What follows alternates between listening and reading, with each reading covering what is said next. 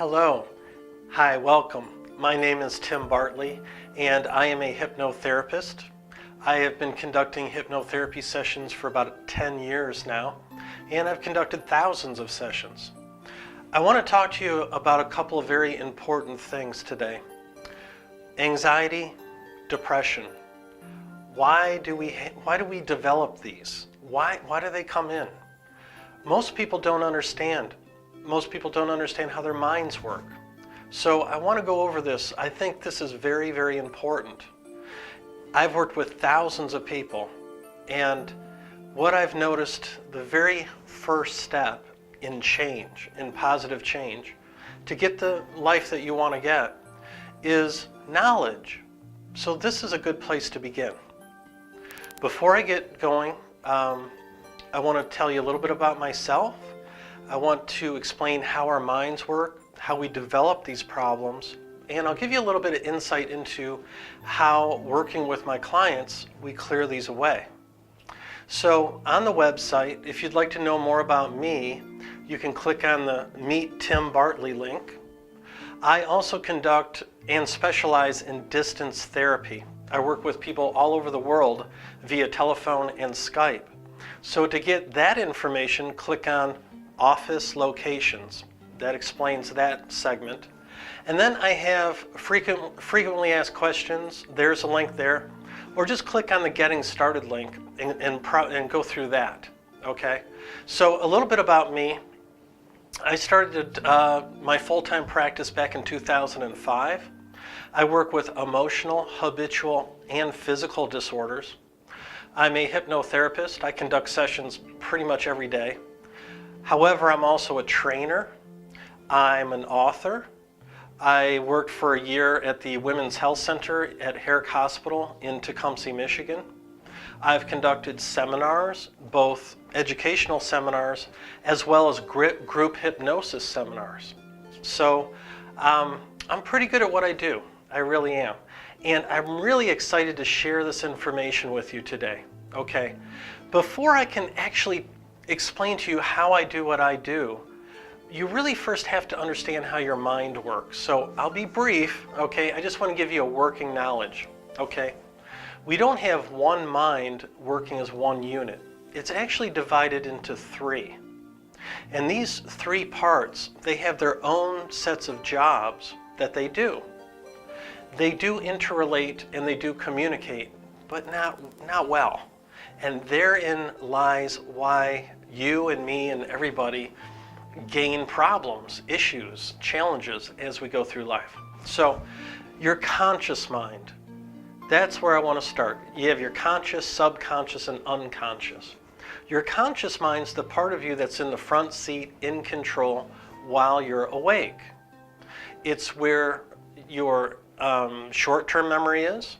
It's where willpower resides. And willpower was never meant for long-term change. Its only function is short-term mental adrenaline toward any goal, short-term. It's obviously analytical, problem-solving. And then there's something very important. It's called your critical factor. What this is if we hear ideas or suggestions from the outside world, they will either be allowed into our subconscious, which is the real you, or they won't. For instance, if somebody is walking around on the programming, oh, I'm a dummy, I'm a stupid person. That's their subconscious mind's program. If somebody comes in from the outside world and says, boy, Tim, you're really stupid. Well, I can accept that, right? Because that's the programming I'm running on. So that idea, that thought is actually moved into my subconscious mind. It becomes a part of me. Let's say I'm really bummed out because I feel like I'm a stupid person, and my best friend calls me on the phone, builds me up for a whole hour. We hang up. You know what? I feel pretty good. Maybe I'm not so dumb. Well, track me down in about a week, and what you'll discover is I have, gone back to my programming that I'm a stupid person. So this critical factor, it develops in us between 5 and 6 years old. Between those times, that's when it develops. That's why you can go to a little kid and say, oh, you lost a tooth? Well, put it under the pillow, and a tooth fairy will come and give you $1. Really? Yeah. Of course, when they get to be about 7 years old or so, they start questioning all this. Well, is there a tooth fairy? Is there Santa Claus? Why I'm telling you this is the critical factor in the conscious mind. Basically what the definition of hypnosis is, it's the bypass of this critical factor. So we can actually make positive changes. So that's your conscious mind. Your subconscious mind, that's the part that I'm going to be talking to in session. It's about 1 billion times more powerful than Mr. Stupid conscious mind, okay? What does it do? It's where your long-term memory is. I can take you back to any moment in your life, all the way back to a couple of months before you were born. We can relive the entire event all over again. It's where your habits are, your patterns of behavior. It tries to protect you against things that are real or imagined. Doesn't really know the difference. And it's where all your emotions are. Good place to work, okay? Anxiety, depression. That's where it's at. It's in the subconscious mind. Then your unconscious mind, that's the part of your mind that governs your body. If you eat a sandwich, you don't have to think about digesting it. Your heart rate, your respiration, all the bodily functions are there. Unfortunately, our unconscious mind is a slave to our subconscious mind. There's a couple of terms for this: psychogenetic, somatiform, or psychosomatic. What that means is there's an emotion causing a physical response. I work with a lot of physical disorders. So how that works, or a really good understanding of that, is the act of crying. If an emotion like sadness or grief has built up in the subconscious mind, the unconscious mind will give you a physical response. Your eyes will start leaking. That's a really good way to understand it. So in the things that I work with the physical disorders that I clear away, fibromyalgia, chronic fatigue syndrome, irritable bowels, restless leg syndrome, migraine headaches, skin disorders, allergies, asthma, high blood pressure, osteoarthritis. There's a long list. And why we have those problems is what I just described. That unconscious mind is giving these people a physical response. I also work with emotional problems. I might as well just go through it. Emotional problems such as depression, anxiety, panic, self-esteem issues, fears, phobias, post-traumatic stress, OCD. I work with habitual problems as well: alcoholism, substance abuse, weight loss. So those are the things I work with. Now, your mind, I just briefly described how it works. There's another piece to it. We all have brain waves going on. Our brains are electrical. So we have beta, alpha, theta, and delta. Beta is when your brain waves are very tightly knit together, you're really focused. Below that is alpha. Your brain waves have slowed down a little bit. That's why we find ourselves daydreaming. And then, what was that, Tim? That's why we daydream, because our brainwaves slowed down. Below that is the theta brainwave state, or you could call it hypnosis. I really don't like the word hypnosis a whole lot. It's really the theta brainwave state. And then below that is delta. You fell asleep. So throughout every single day, your brainwaves are speeding up and slowing down. Nobody's like totally locked in all day long to what they're doing. No. So you go into the state of hypnosis, or the theta brainwave state, at least a dozen times a day. Let me ask you, have you ever driven your car, you reach your destination, and you're like, how did I get here? Or have you ever read a book and you've turned several pages and you are reading the words and you're like, what did I just read? Or think back in school, the teacher is going on and on and on, and you kind of come back from wherever you were and you're like, did anybody notice I tuned out for a while? That's hypnosis. That's the theta brainwave state. And you might say, well, why would you want to go there? Why would a hypnotist or hypnotherapist want to put me in that state? Well, when you're in that state of mind, your very powerful subconscious mind comes forward, and I'm able to talk directly to it, and it does know the answer. It really does. So that's how your mind works. It's very important to know that. So, how do we develop anxiety? How do we develop depression? I will tell you, this is how it works. It starts off with a belief system. That's number one. Then that goes to negative self-thinking. Then that goes to emotions, which are negative. And then the emotion dictates the behavior. I'll give you an example. When I was a little kid, my dad sat me down, showed me the bills. Okay, I was one of 5 children. And he's like, well, Tim, did you know that we pay for the water? This is how much I paid. I'm like, no, I didn't know that.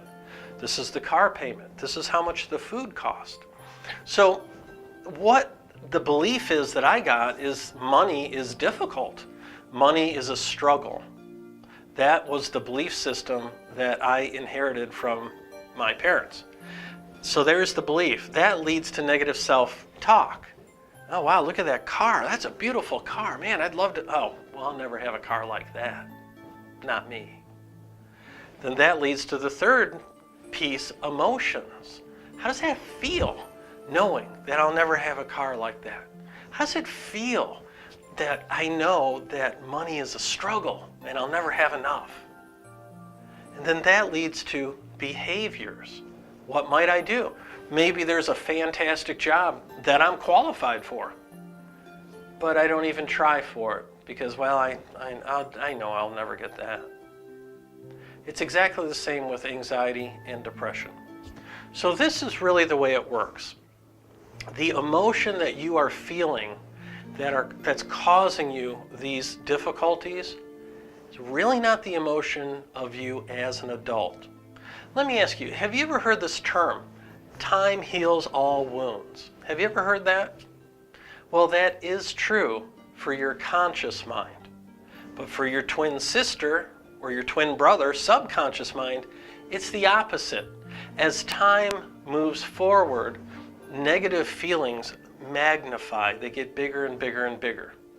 Example, 7, 8 years ago, I had a woman call me. I'm clinically depressed. She named the medications. And she said, I know why I'm depressed. I'm like, okay, well, why? My daughter committed suicide. And since then, I've been a wreck. That is not why she was depressed. That was something called a subsequent event. It was a pretty major event, but if we only found that and neutralized that, she would have still been depressed. That is not it. So what I did in session is I built that feeling up. I had her subconscious mind take her back to where it began. 3 years old. She's in the crib, crying out for mom and dad. Mom and dad always show up, except for this day. And all of a sudden, it's the first time she ever felt the feeling of abandonment. Now, if that's the only event, or maybe she only had a couple events, that feeling wouldn't magnify. But this is the way it works. Your subconscious mind is literal. It's not logical. That's what the conscious mind does. So, boom, she's 3 years old in the crib. And then maybe a year or 4 or 10 years later, boom, there's another event that emotionally feels the same way as the first event. Then she hits another one, then another one, then another one, then another one. Then her daughter commits suicide. And then another one, then another one. Every time she hits one of these events, subconsciously, the emotion magnifies. It gets a little bigger, a little bigger, a little bigger, a little bigger. Consciously, you do not know this is happening. You don't know until it gets big enough. And when it gets big enough, well, you get anxiety, panic, physical problems, fibromyalgia. That's really the way it works. That is how our minds work. And if you go to a talk therapist, they're going to want to sit you down and talk to you about every single time you ever felt anxiety or depression or whatever. Not needed. Your subconscious, it's kind of like a computer, and it's running on these programs. If you don't go in and uninstall those programs that are causing the problem's still going to be there. Now, when a lot of people think of hypnotherapy, if you go, decades back, what it was all about was something called direct suggestion.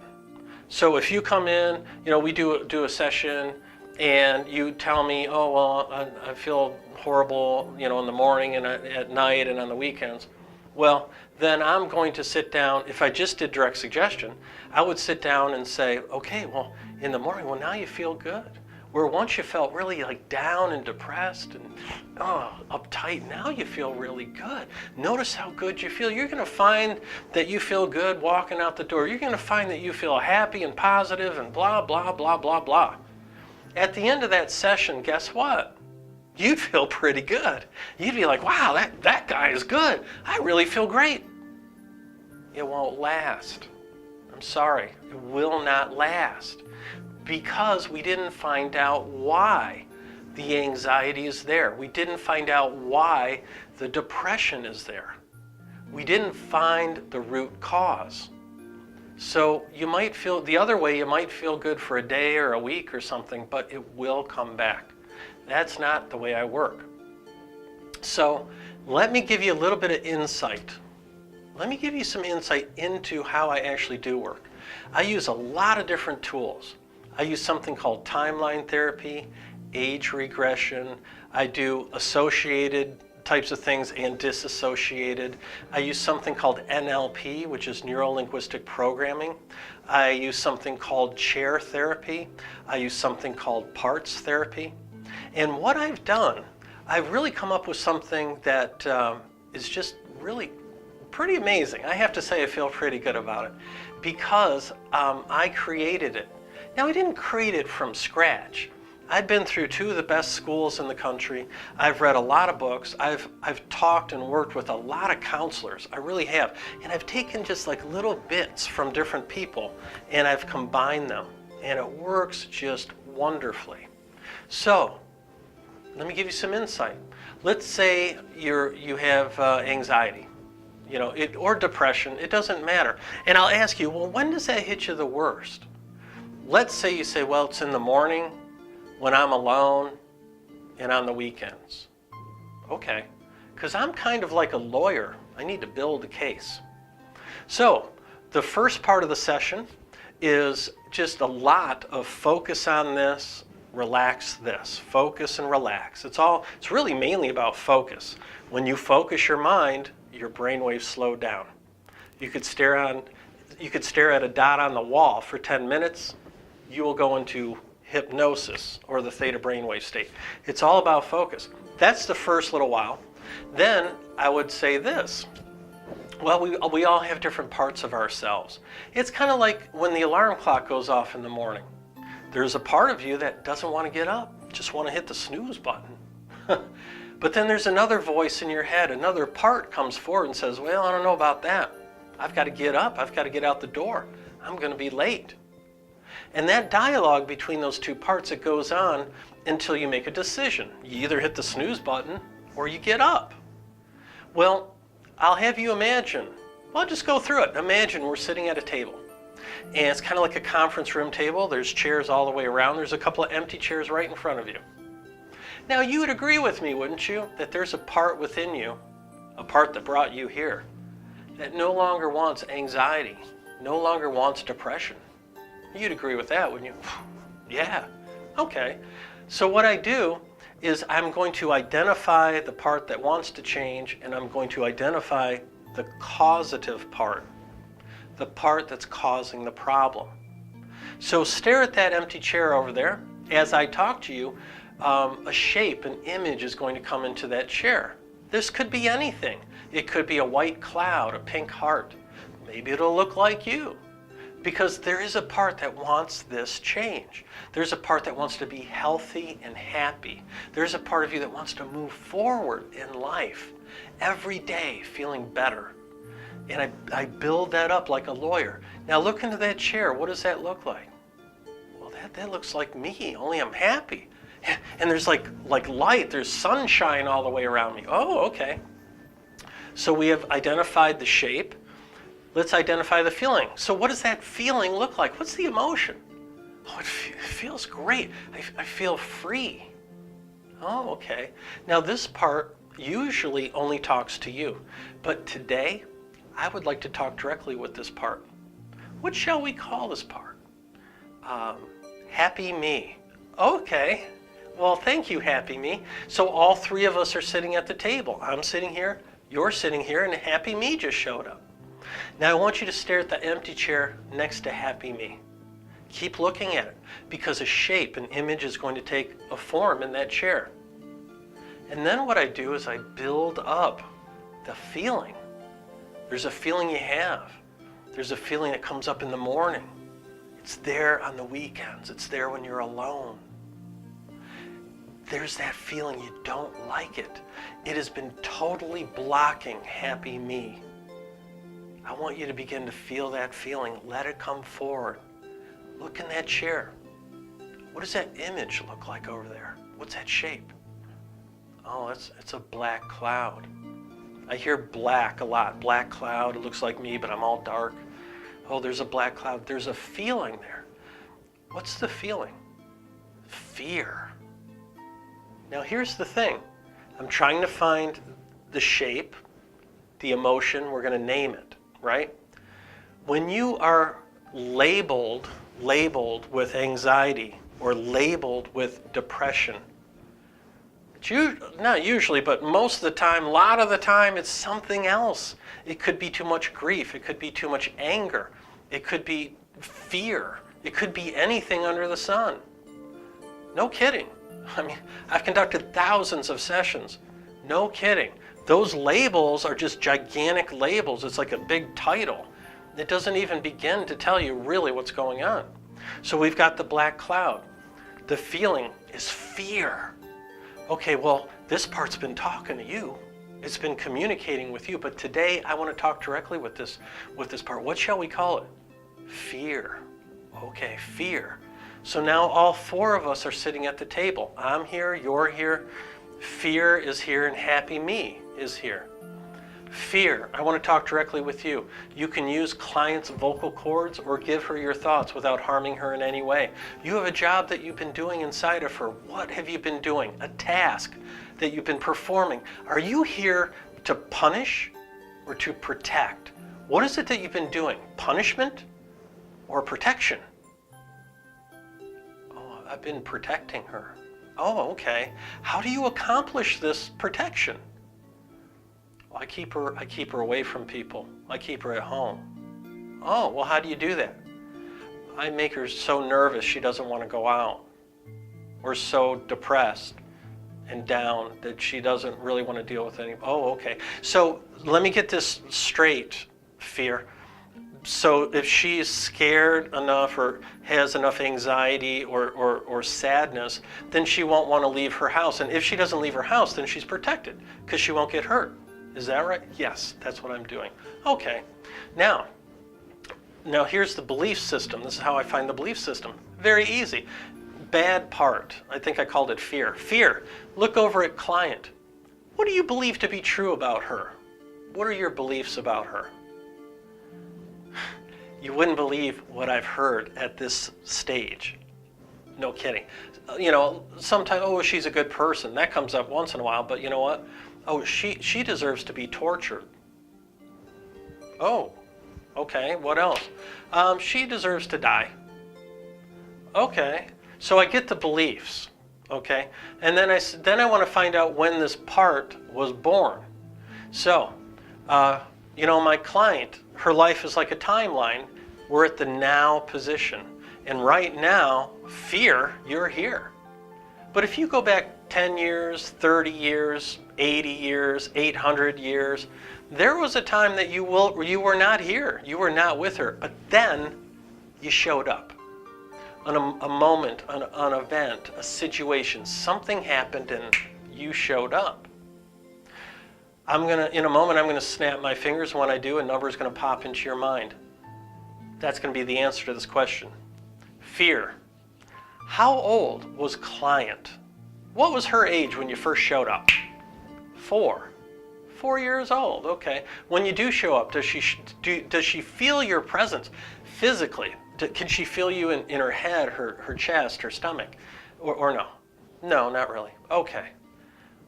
Now let's pause here. What have we done? And about as quick as I'm saying this to you.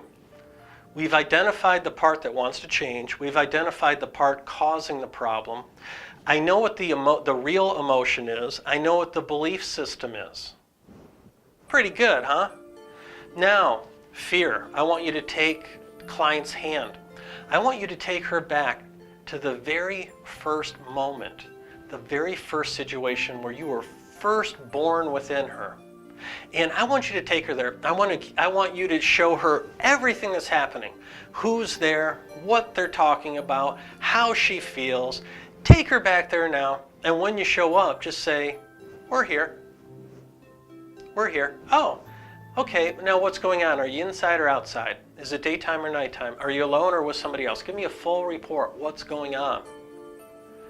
Now I'm going to get the first time. Remember the example in the crib when that woman was in the crib crying out for mom and dad? That's what this is. Technically speaking, it's called the initial sensitizing event. It's what I'm looking for. Whatever the negative emotion is, not only are we going to pluck it out, but we're going to install an empowered, positive emotion. That's what we do. Then, I'll say this, on the count of 3, come on back to the current time and place, count of 3. We're going to be back at the table, 1, 2, 3. Now, I can see you here. Can you see me? Oh, yeah, I see you. Hey, do you see a happy me sitting over there? Oh, yeah. She looks even happier now. Great. Now, who else is here? Look around the table. Nobody. Oh, nobody. So fear's not here anymore? No, fear's not here anymore. Do you realize how powerful that is, what I just told you? It's extremely powerful. That's like how you go from anxiety, depression to not having anxiety and depression. It's one piece of the puzzle.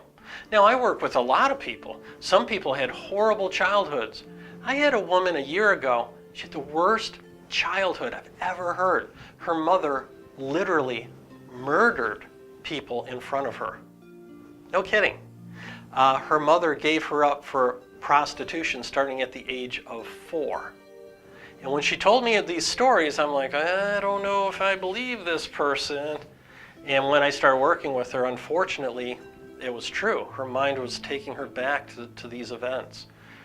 So I never know who I'm working with. Sometimes, boom, boom, boom, even as quick as one session, we can just get rid of it permanently. Sometimes it takes a few sessions. Sometimes I have to pull out different tools out of my toolbox. I just showed you one tool. I had a woman, she's actually a friend of mine now. Her name's Jaya. She came to me 2 years ago, fibromyalgia. She had fibromyalgia for something like 23 years. She had to retire early because of the pain and the fatigue. She just couldn't go to work anymore. One session. Where did her mind take her? Her mind took her back 7 years old. She was from Malaysia. They had this gigantic flood and she drowned. She died. Obviously they resuscitated her, but that was the cause of the fibromyalgia. Now let me ask you this. Do you think she had fibromyalgia when she was 7? No. 10 years old? No. 15, 20 years old? Nope, nope. No, she didn't develop fibromyalgia until her mid-30s. But that's what I'm talking about. It doesn't come on like that. It doesn't.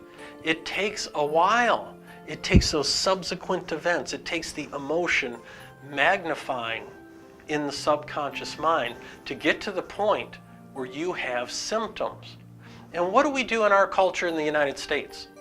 We go to the doctor, and then we get medicated.